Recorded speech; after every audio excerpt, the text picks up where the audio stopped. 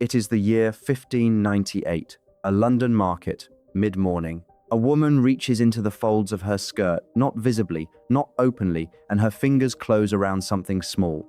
A coin, a key, a folded piece of paper. A man nearby watches. He caught the movement. He saw where her hand disappeared, and that, in the eyes of the law, is enough. Within the hour, she stands before a magistrate, not for what she carried, for where. Why would concealing something in your clothing be, in itself, grounds for arrest and, in the worst cases, death? I'm reason found, and the answer begins with a problem that terrified every government in medieval Europe: the pocket.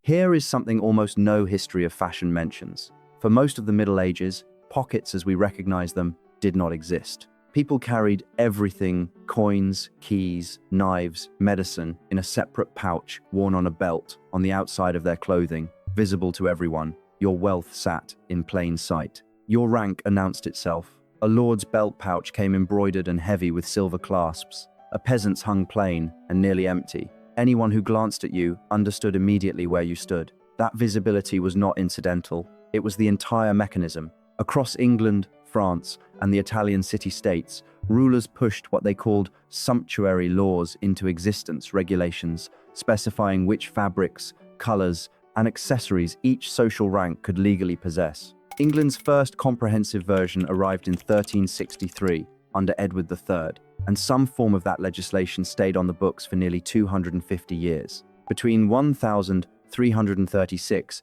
and 1562 alone, Parliament passed dozens of them. Scholars note with some irony that the frequency of reenactment suggests enforcement was a constant struggle. The logic behind every clause was identical. If you could see what a person carried, you could see who they were. The visible pouch functioned as a certificate of status, worn in public, subject to inspection by anyone with authority to look. Then, slowly, something changed. In 13th century Europe, tailors began cutting vertical slits into outer tunics openings called fitchets, which allowed a hand to reach a purse suspended beneath. Merchants and craftsmen grasped the advantage immediately.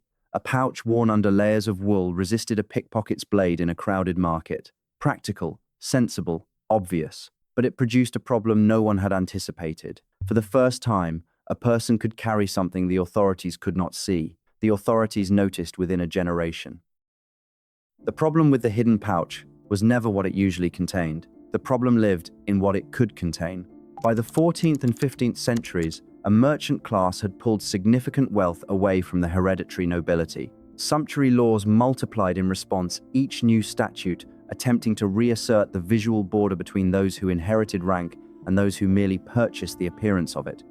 But enforcing a law about visible clothing is straightforward.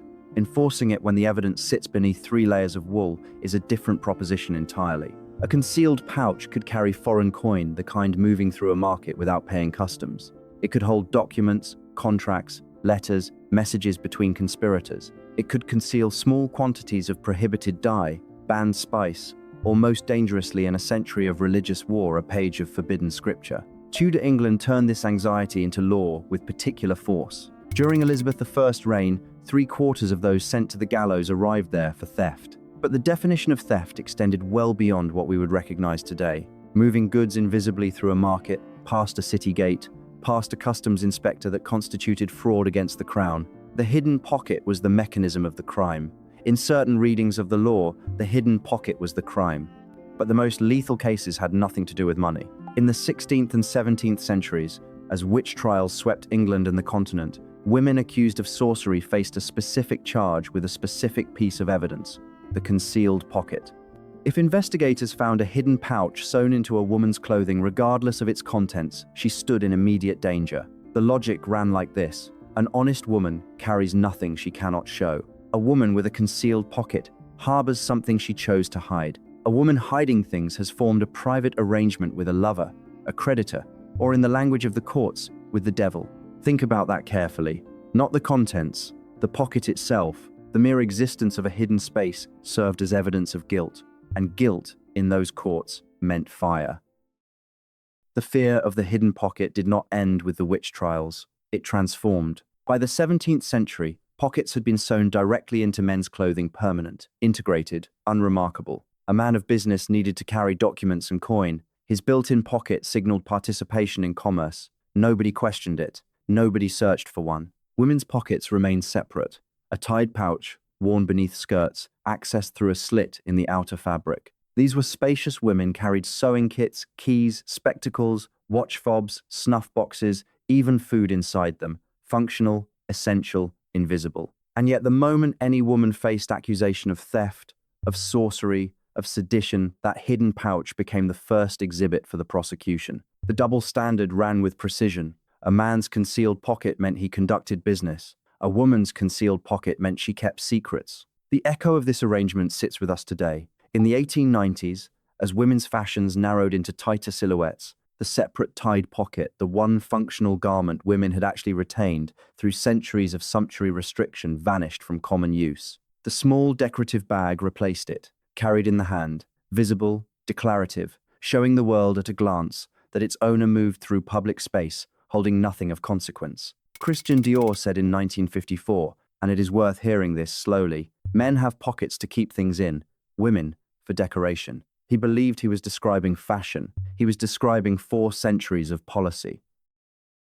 Here is the part that almost no history of pockets reaches. The concealed pocket did not just produce arrests. In at least one documented case, it cost a woman her life, and that case sits at the precise intersection of hidden cloth, forbidden faith, and state violence. In the 1580s, Elizabeth I's government hunted Catholic priests across England with systematic ferocity. A priest ordained abroad who returned to England became, by law, a traitor at the moment he stepped ashore. The network that sheltered these men, the families who hid priests behind false walls, the couriers who carried messages between safe houses, operated almost entirely through what individuals could transport invisibly on their persons. The documents identifying safe houses, naming sympathizers, confirming contacts on the continent, these were folded to the width of a thumb and tucked into the hidden pouches sewn into the lining of ordinary coats and doublets. When priest hunters searched a house and stripped its occupants, finding any document concealed in clothing meant immediate arrest,